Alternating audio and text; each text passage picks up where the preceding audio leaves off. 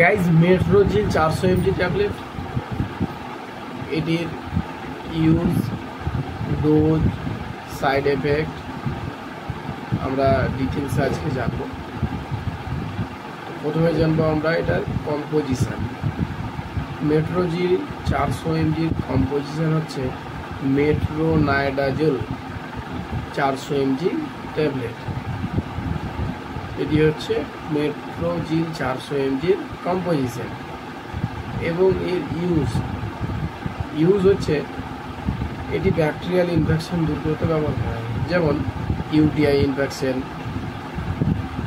যেরকম তোমার যাদের লুজ মোশন হয়, পাতলা পায়খানার ক্ষেত্রে এটি খুব ভালো কার্যকারী একটি মেডিসিন।